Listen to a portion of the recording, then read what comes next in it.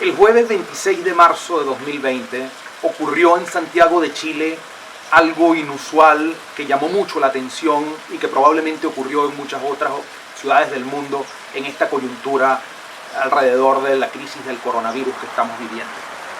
El gobierno de Chile ese día anunció la cuarentena total en 7 comunas o municipios de la capital.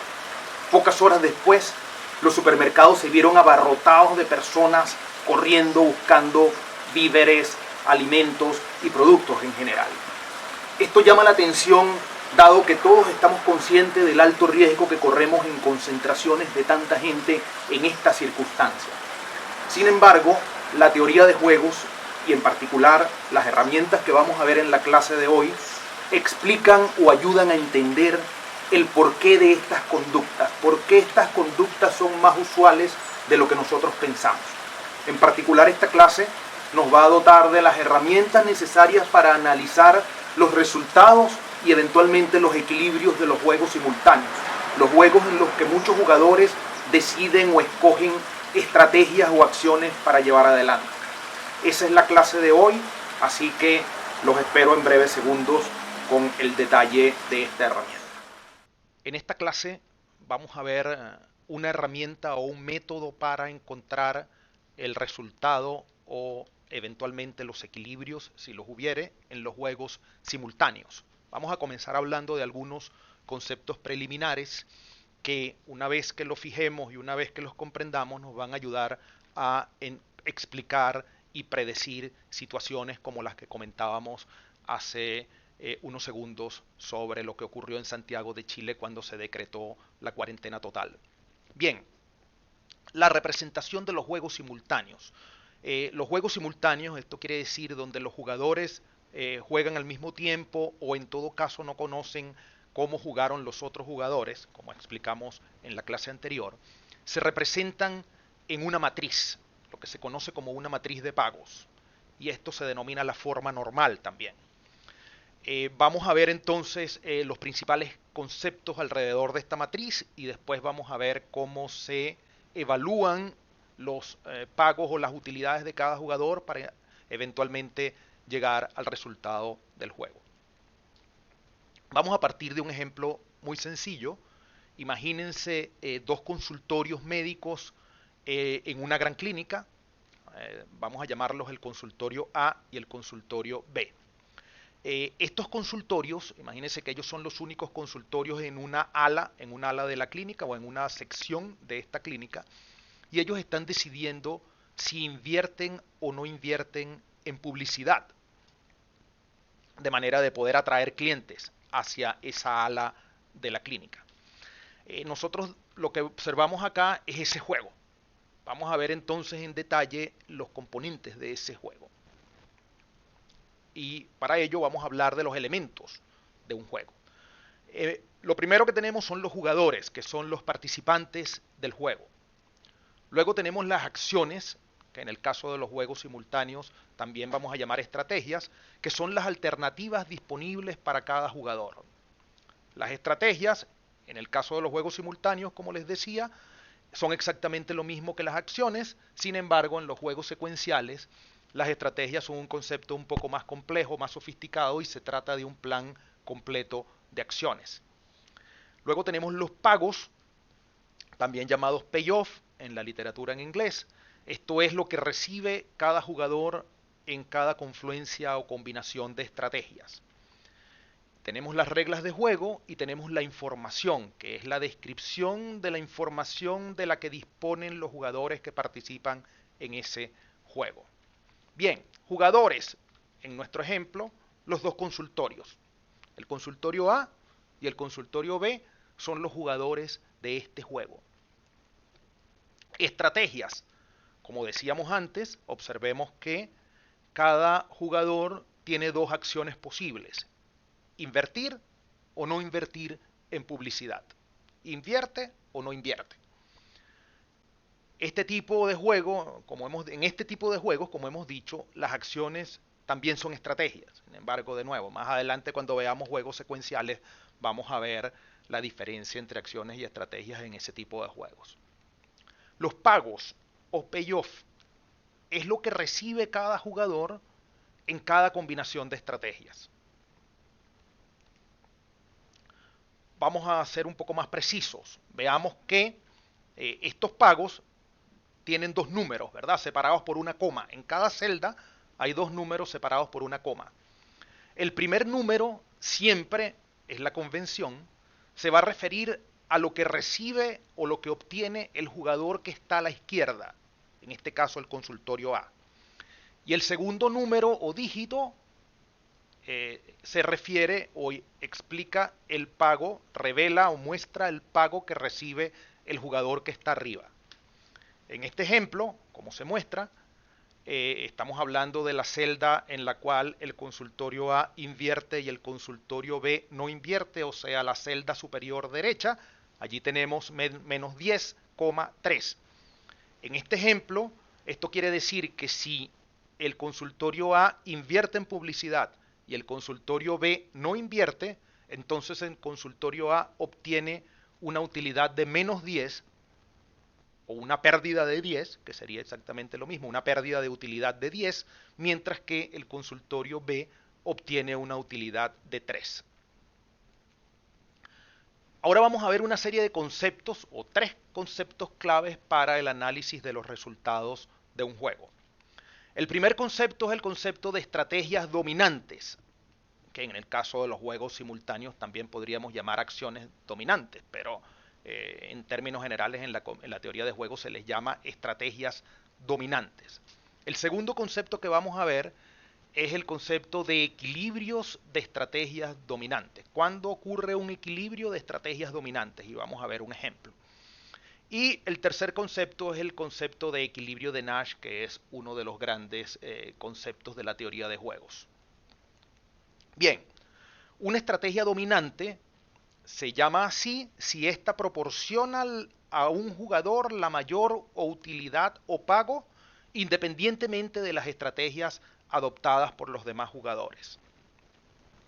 Vamos a observar este juego. Veamos, este juego es muy sencillo. Jugador A a la izquierda, jugador B arriba. El jugador A tiene dos estrategias posibles, jugar arriba o jugar abajo. El jugador B tiene dos estrategias posibles, jugar izquierda o jugar derecha.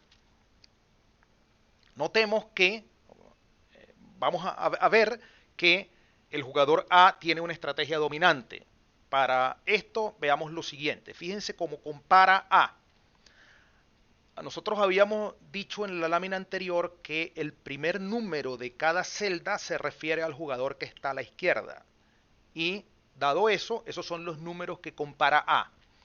¿Qué es lo que observa A?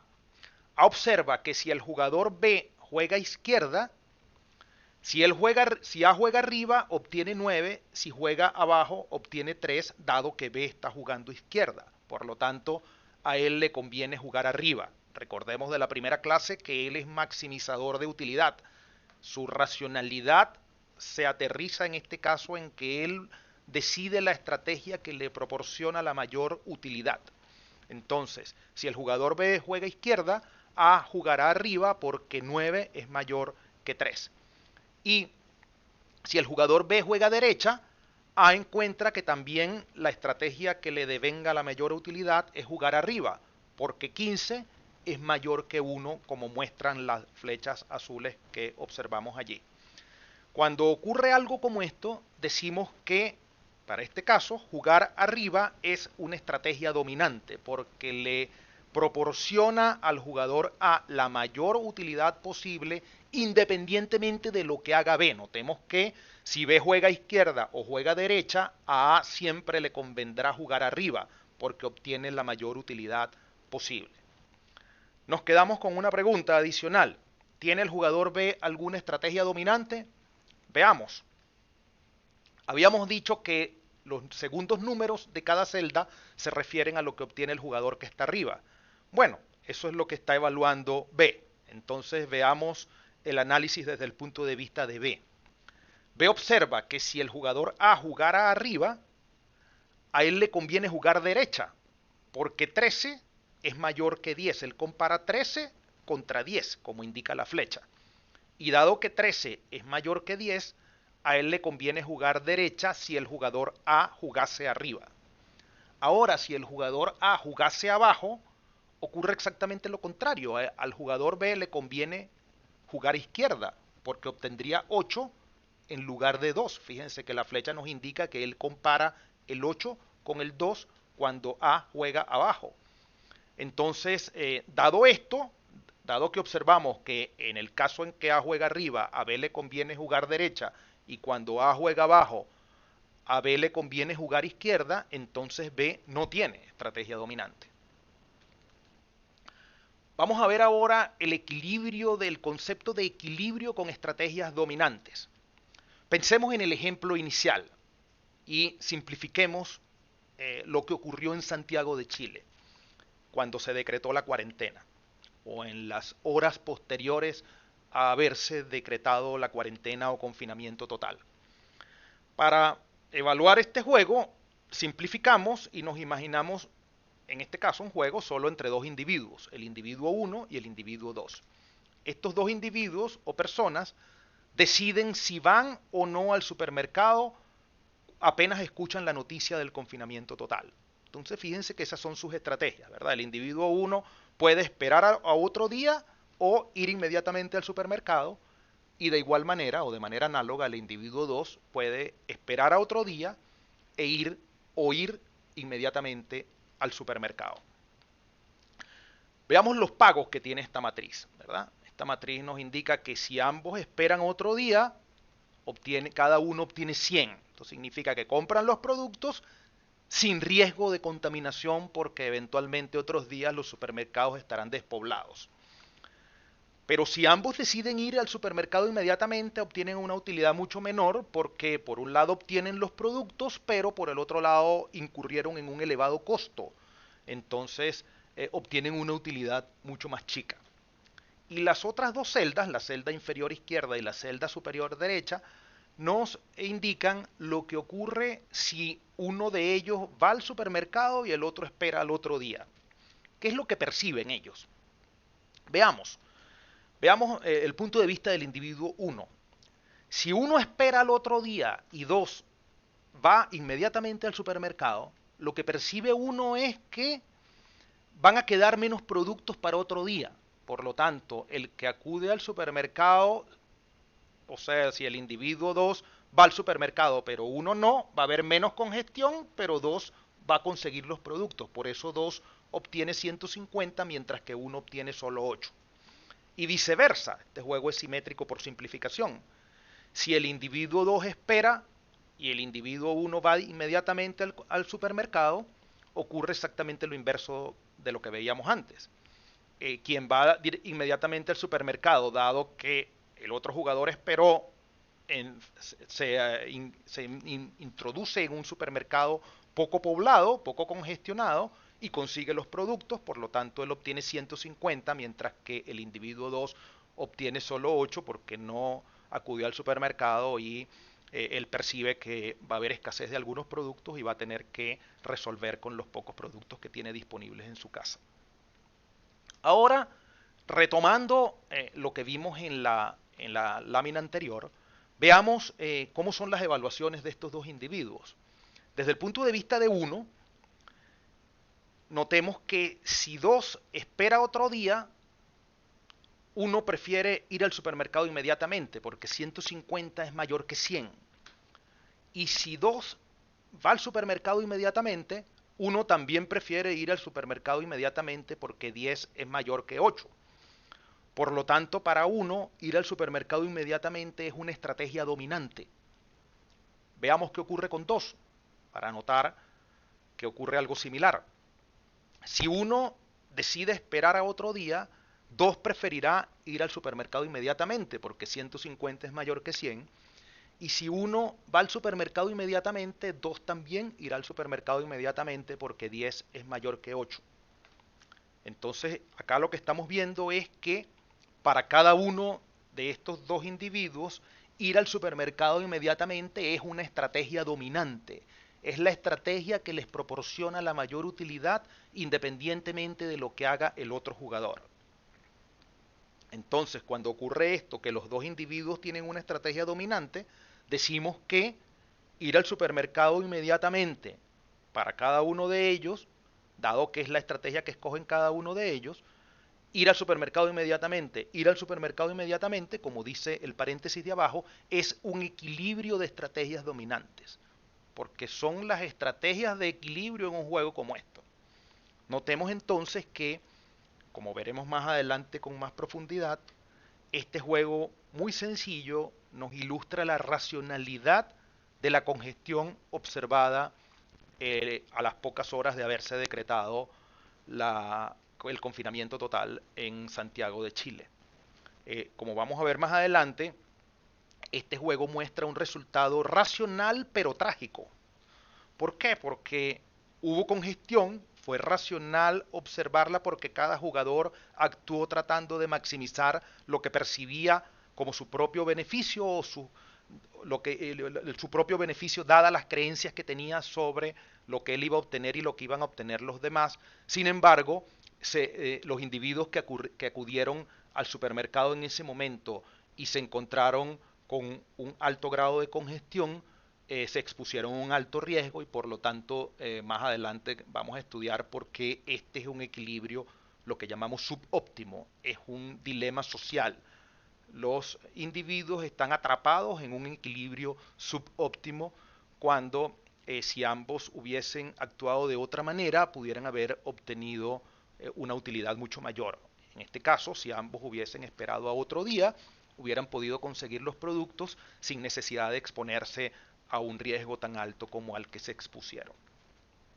Bien, ese concepto que acabamos de ver nos conduce a el último concepto de esta clase, que es el concepto de equilibrio de Nash. Un equilibrio de Nash es un resultado en el cual cada jugador está jugando su mejor estrategia, o sea, la estrategia que le reporta la mayor utilidad, dadas las estrategias de los demás jugadores. Cuando esto ocurre, ningún jugador tiene incentivos a cambiar su estrategia una vez que conoce cómo jugaron los otros jugadores. En el caso anterior, una vez que él sabe que mucha gente acudió al supermercado, él no quiere dejar de ir al supermercado porque piensa que si los demás acudieron al supermercado y él no acude, él no va a encontrar en el futuro los productos que él necesita.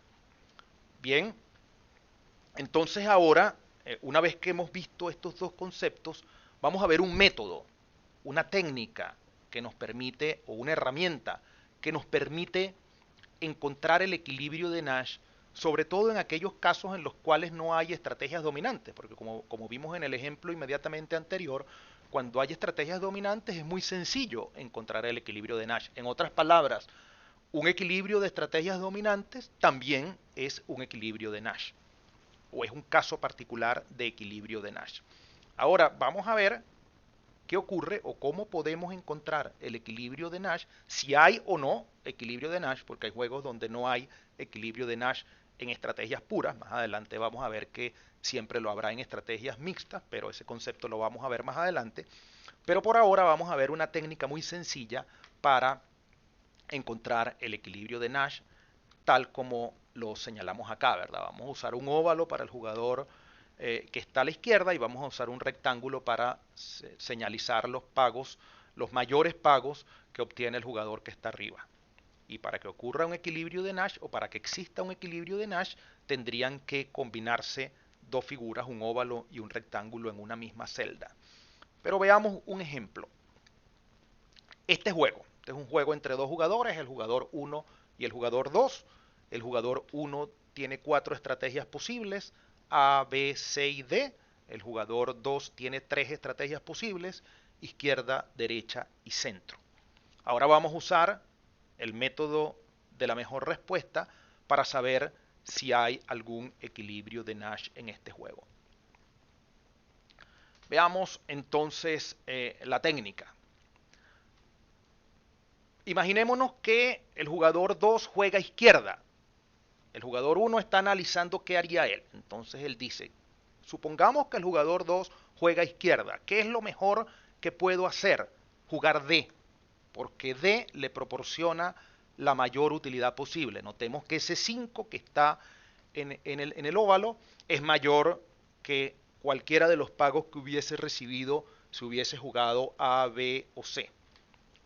Si el jugador 2 juega centro, al jugador 1 le conviene jugar C, porque 5 es mayor que 4, que 3 y que 2. O sea, de los pagos que hubiera recibido si hubiera jugado alguna otra estrategia. Si el jugador 2 juega derecha, de nuevo le conviene jugar C, porque es la estrategia que le reporta el mayor pago dado que el jugador 2 jugó derecha. Ahora veamos el análisis desde el punto de vista de 2. Si uno juega A, entonces a 2 le conviene jugar centro, porque jugar centro es la estrategia que le proporciona la mayor utilidad posible, ¿verdad? Si jugase a izquierda obtendría 1, si jugase a derecha obtendría 2, pero jugando centro obtiene 3. Él maximiza su utilidad jugando centro. Si el jugador 1 juega B, a 2 le conviene jugar izquierda. Si el jugador 1 juega C, a 2 le conviene jugar centro. Si el jugador 1 juega D, a 2 le conviene jugar derecha. Ya hemos visto entonces todas las posibilidades dado lo que harían los demás jugadores. Observemos entonces que en la celda C centro se combinan dos figuras, un óvalo y un rectángulo. Esto lo que quiere decir es que en esa celda se combinan dos mejores respuestas. Por lo tanto, C centro es un equilibrio de Nash en este juego, o es el único equilibrio de Nash que tiene este juego. Bien, con esto cerramos la clase de hoy. Hemos observado un método muy sencillo para encontrar si un juego tiene o no equilibrio de Nash. Puede tener ningún equilibrio de Nash, un equilibrio de Nash o más de un equilibrio de Nash, dependiendo de la naturaleza de los pagos en cada celda. Con esto entonces hemos introducido una técnica conocida como el método de la mejor respuesta para encontrar si un juego tiene equilibrio de Nash. Con esto cerramos la clase de hoy y en la siguiente clase vamos a comenzar a aplicar esta técnica en juegos que tienen implicaciones importantes en temas sociales, que son metáforas importantes de la conducta humana. Hasta la próxima.